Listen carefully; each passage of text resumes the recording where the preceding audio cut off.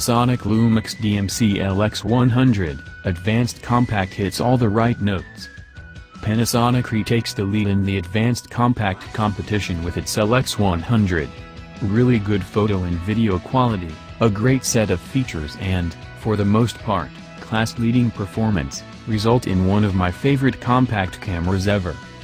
Despite a full auto mode, however, newbies might face a steep climb up the learning curve.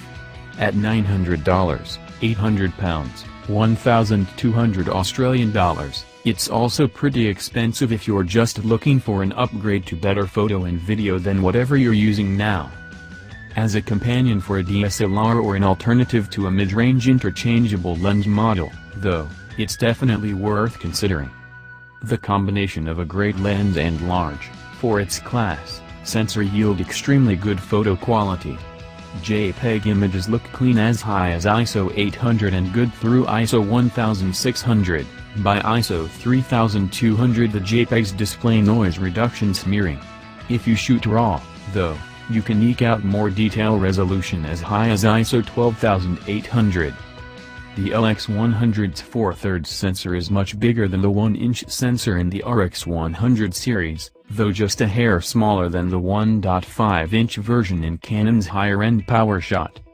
Even in its default color settings, the LX100 delivers reasonably neutral results, at least up through ISO 1600. At ISO 3200 and above the white balance gets a little inconsistent, developing a slight red cast. However, most of these cameras have a pinkish cast, at least in the JPEGs, across all or part of their ISO sensitivity range. Its 4K video is unsurprisingly great given that it uses the same imaging engine as the GH4. There are few artifacts, and the video is sharp with a reasonable dynamic range. It looks better than HD even when viewed on a non-4K display. At mid-range ISO sensitivities, like ISO 3200, there's none of the sparkling caused by noise in motion, though like many cameras it clips the tonal range. The audio sounds fine, but this isn't the camera to buy if you're picky about sound, as there's no support for an external mic and the lens operation is a bit noisy. Keep in mind that 4K recording does require UHS-2 SD card.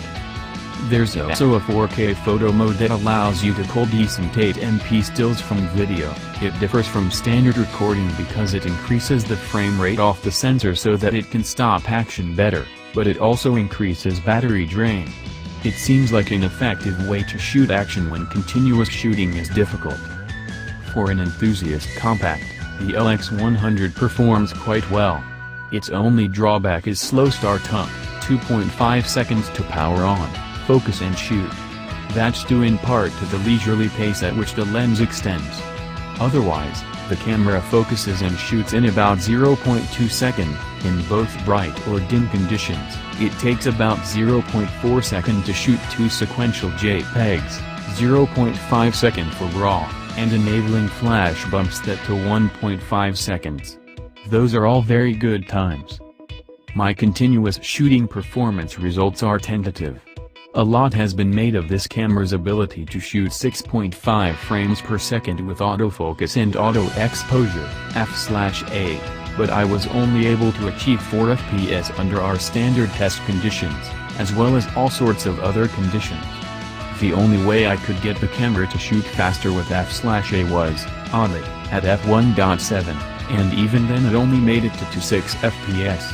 I generally find tested performance matches the manufacturer's specifications, so I'm not confident of these results, and I'm waiting back to hear from a stumped Panasonic. Frankly, it doesn't affect my rating, since even 4 FPS for over 30 RAW or JPEG shots with f/A is quite good for its class. With focus and exposure fixed on the first frame, it hits 11 FPS. And if you don't care about mechanical versus electronic shutter, its super high-speed mode runs at 40 FPS. You can use those modes to create stop-motion animations in camera. While the autofocus system is fast, Panasonic's Full Auto suffers from the same problems as everyone else's. It focuses on the closest object in the scene, which is usually wrong. The tracking autofocus is pretty typical. Sometimes it works, sometimes it doesn't. and like most other contrast F systems, there's a slight pulse using continuous F while shooting video. However, the camera's custom multi-option lets you configure an autofocus area array any way you want, such as a clump of areas in the center or even discontiguous areas. The center area autofocus and pinpoint autofocus work quickly and accurately. Thanks to the viewfinder, focus peaking and the smooth control ring, manually focusing works well.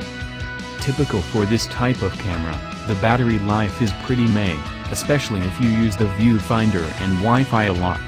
I had no issues with visibility of the back LCD.